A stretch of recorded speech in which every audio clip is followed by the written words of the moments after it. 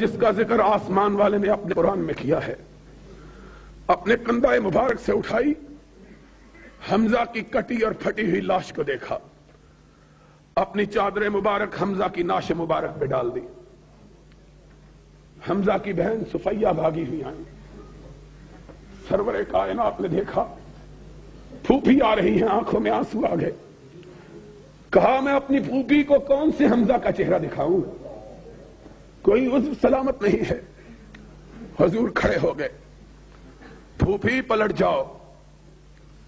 عرض کرنے لگی، بھتیجے تم صرف بھتیجے ہی تو نہیں، میرے آقا بھی ہو، اگر حکم ہے تو پلٹ جاتی ہوں، لیکن اگر اجازت دے دو تو اپنے بھیا کی لاش کو دیکھ لوں۔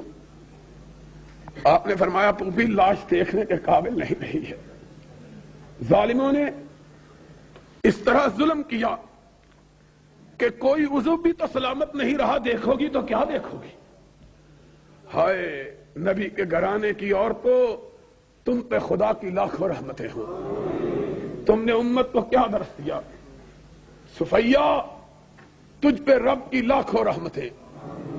کہنے لگی آقا میں نے پہلے کہا ہے، تم صرف بھتیجے نہیں بلکہ آقا و مولا بھی ہو، حکم ہے تو پلٹ جاتی ہو، لیکن اگر سمجھتے ہو کہ میں اپنے بھیا کی کٹی پھٹی لاش کو دیکھ کے چیخو پکار کروں گی، ماتم و بہن کروں گی، تو ایسا تو نہیں ہوگا۔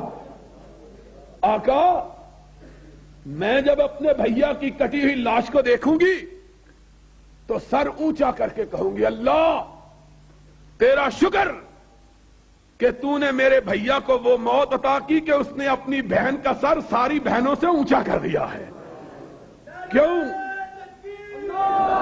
ساری بہنیں اپنے بھائیوں کے سر اٹھا کے اپنے رب کی بارگاہ میں آئیں گی، اللہ میرا بھیا تیری بارگاہ میں اپنا سر کٹا کے آیا ہے، اور میں آؤں گی سر فخر سے بلند کر کے اور کہوں گی اللہ ساری بہنوں کے بھائی تو صرف سر کٹا کے آئے اور صفیہ کا بھائی اپنے جسم کا ایک ایک حصہ کٹا کے آیا ہے، ایک ایک حصے کی قربانی۔